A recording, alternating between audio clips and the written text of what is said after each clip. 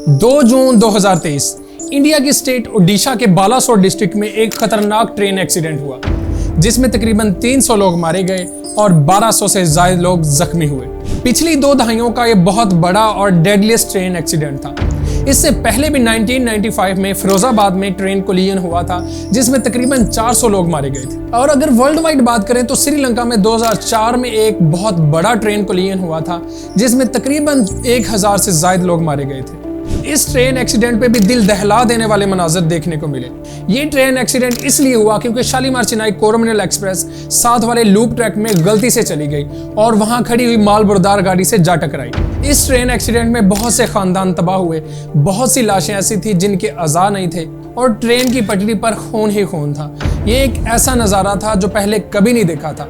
ये अल्फाज हैं एक मुसाफिर अनूप उदास के जो इस खतरनाक ट्रेन एक्सीडेंट में बच गया था। लेकिन हैरानी वाली बात यह है कि इंडियन मीडिया क्या दिखा रहा था। शाबाश बेटा, बहुत बढ़िया। इंडियन मीडिया को अपनी रेटिंग की पड़ी थी। इंडियन मीडिया ने जख्मियों को हॉस्पिटल ले जाने की बजाय वहां साइड पे ले जाकर इंटरव्यू करने शुरू कर दिए।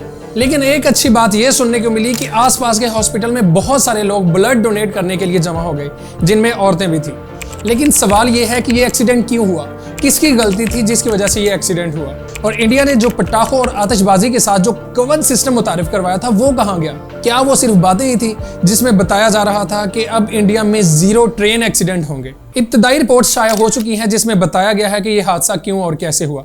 बालासोर डिस्ट्रिक्ट के ये बहानागा स्टेशन पर यह हादसा हुआ था। इस स्टेशन पर 2 मेन लाइन ट्रैक हैं, एक को अप मेन और दूसरे को डाउन मेन कहा जाता है। इन दोनों ट्रैक्स पर 2 मुख्तलिफ ट्रेनें 2 मुख्तलिफ सिमतों में जा सकती हैं। इन दोनों मेन ट्रैक्स के साइडों पर 2 लूप ट्रैक्स हैं। अगर किसी ट्रेन को इमरजेंसी में रुकना हो तो ये लूप ट्रैक यूज किए जाते हैं। फॉर एग्जाम्पल, अगर 2 ट्रेनें एक ही साइड पे जा रही हैं और एक की स्पीड स्लो है और एक की फास्ट, तो स्लो स्पीड वाली को कहा जाता है कि आप लूप ट्रैक यूज करें।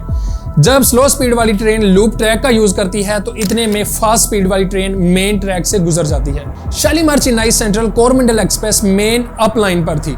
इसी वक्त यशवंतपुर एक्सप्रेस जो बंगाल के हावड़ा की तरफ जा रही थी मेन डाउन लाइन पर थी।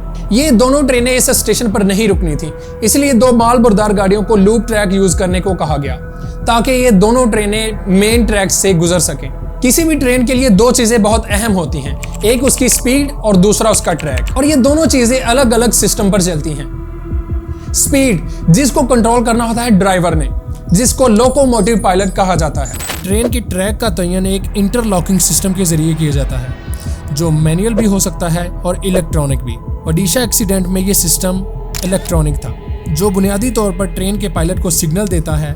अगर सिग्नल ग्रीन है तो इसका मतलब है कि ट्रेन मेन लाइन से गुजर सकती है, और अगर सिग्नल येलो है तो इसका मतलब है कि ट्रेन को लूप लाइन से गुजरना है। जैसे छोटी गाड़ियों और व्हीकल्स के लिए ट्रैफिक सिग्नल होते हैं, सेम ट्रेन के लिए भी सिग्नल होते हैं। अगर ड्राइवर को ग्रीन सिग्नल दिया जाता है तो वो मेन ट्रैक का ही यूज करता है। ड्राइवर का कहना है कि उसको पहले ग्रीन सिग्नल दिया गया जिसकी वजह से उसने ट्रेन की रफ्तार कम नहीं की। ट्रेन की रफ्तार 128 किलोमीटर पर आवर थी। लोकोमोटिव पायलट को 130 किलोमीटर पर आवर की स्पीड तक ले जाने की इजाजत थी। इंटरलॉकिंग सिस्टम की वजह से यह गड़बड़ हुई।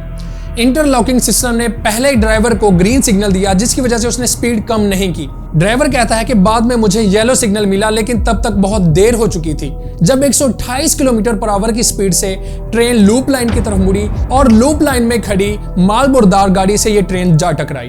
जब इस ट्रेन की लास्ट वाली बोगियां ट्रैक से उतरी तो दूसरी मेन लाइन पर आने वाली यशवंतपुर एक्सप्रेस से जा टकराई, जिससे और भी कई जाने गई। रेलवे एक्सपर्ट्स का कहना है कि यह सिस्टम इंडिया में लाखों बार यूज होता है, लेकिन इस बार ऐसी क्या गलती हुई, या गलती पहले भी होती रहती है, इस बार हादसा हुआ। इंडिया ने जो पटाखों और आतिशबाजी के साथ जो कवच सिस्टम मुतारिफ करवाया था उसका क्या, या वो सिर्फ बातें ही थी?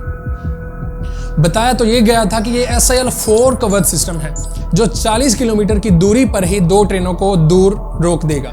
इंडियन रेलवे एक्सपर्ट सुधांशु मानी का कहना है कि अगर कवच सिस्टम होता भी तो वो इस हादसे को ना रोक पाता, क्योंकि वो कवच सिस्टम उस टाइम वर्क करता है जब ट्रेन रेड लाइट पर भी नहीं रुकती। लेकिन यहाँ तो प्रॉब्लम ही कुछ और थी। ट्रेन गलत साइड पर चली गई थी, ट्रेन गलत ट्रैक पर चली गई। इंडियन NCRB रिपोर्ट के मुताबिक इंडिया में पिछले 10 सालों में 2,60,000 लोगों की रेलवे एक्सीडेंट में मौत हो चुकी है, जो कि एक बहुत बड़ी तादाद है। इसी रिपोर्ट के मुताबिक 2021 में 16,000 लोग रेलवे एक्सीडेंट में मारे गए थे। बताया यह जाता है कि चंद रोज पहले वजीर रेलवे ने एक इजलास बुलाया था जिसमें ट्रेनों की आमदनी पर बहुत ज्यादा बहस हुई और एक अहलकार का कहना है कि ट्रेनों की सेफ्टी पर बहस ना होने के बराबर हुई। तो सवाल यह आता है कि क्या वजीर रेलवे को सिर्फ पैसा चाहिए, लोगों की जानें इंपॉर्टेंट नहीं है? ये कुछ फैक्ट्स और इन्फॉर्मेशन थी जो मैंने आप तक पहुंचाई। इस वीडियो से कुछ भी अगर नया सीखने को और जानने को मिला तो इस वीडियो को लाइक, चैनल को सब्सक्राइब और पेज को फॉलो कर दें। Thank you so much.